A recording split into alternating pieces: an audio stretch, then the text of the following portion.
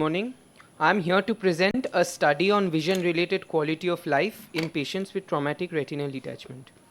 Now, we all know what retinal detachment is and what the types are. Hogwood and co-workers proposed to define traumatic retinal detachments as rhegmatogenous retinal detachments caused by open or closed injuries due to direct or indirect mechanisms. Now, the various causes of TRD, traumatic RD, have been found to be those involving trauma in construction work, in manufacturing industries, sport-related industries, explosive injuries, accidents, and those caused by foreign bodies. And while the main treatment options remain scleral buckling and vitrectomy, visual outcome and vision-related quality of life are still not the same.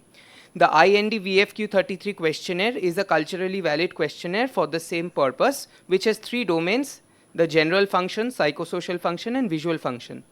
The objectives of this study has been to evaluate the impact of retinal detachment in daily life activity of the patients and assess the preoperative and postoperative visual acuity and visual function in the same patients. The study was a prospective observational longitudinal study conducted at RIO Kolkata from March 23 to February 24 among 60 patients with unilateral retinal detachment, and these patients were all pseudophokic or had clear lens with no media opacities. Those who were uncooperative, lost to follow-up, and had miscellaneous ocular and systemic disabilities were excluded. The candidates with traumatic retinal detachment who were planned for OT were assessed and their vision was recorded as per this chart. And after that, the IND-VFQ questionnaire was administered along with the socio-demographic variables. After the surgery was done, these candidates were re-evaluated on their visual acuity and visual function, and they were follow-up up to 6 months. The pre- and post-surgical scores for the scale were recorded. As far as scoring in this scale is concerned, a score of 1 means no difficulty at all, and a score of 4 means a lot of difficulty. And this is how data was collected. We come to the results of the study. Most of the persons included in the study were males and were more than 50 years age with a visual acuity of less than 1/60.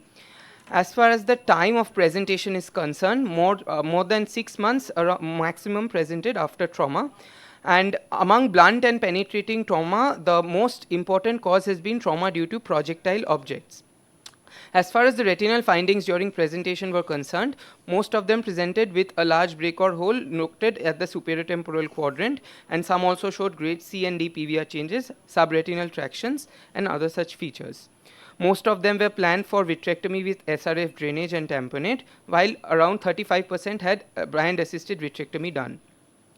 Some suffered from redetachment within a period of 6 months, while silicone oil-induced IOP rise and epiretinal membranes were also seen in high numbers.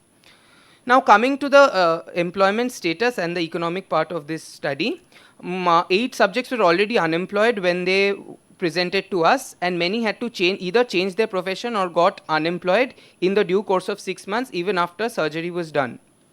As far as the visual function is related, as far as the general function, most of the patients had difficulty in finding their way in new places, going to social functions, recognizing people from a distance, searching for things at home, and seeing things coming out when they were out of sunlight. And this improved significantly after the surgery.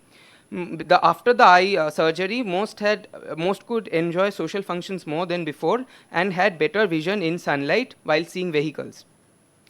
The correlation between the preoperative visual acuity in the OT and non-OT eye with the IND-VFQ score suggested that the correlation is stronger for the non-OT eye than the OT eye with the score, which suggests that the better eye is of more significance as far as vision-related quality of life is concerned. This also improves significantly after study.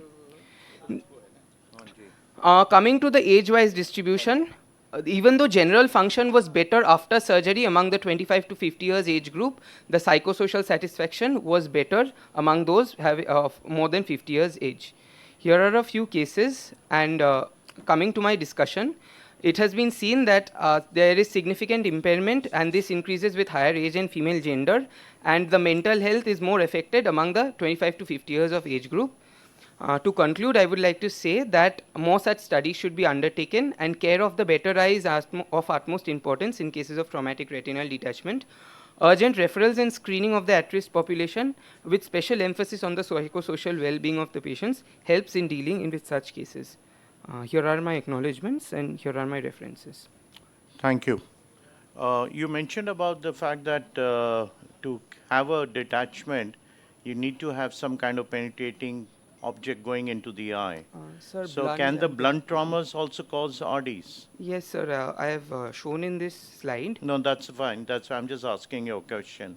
Yes, sir.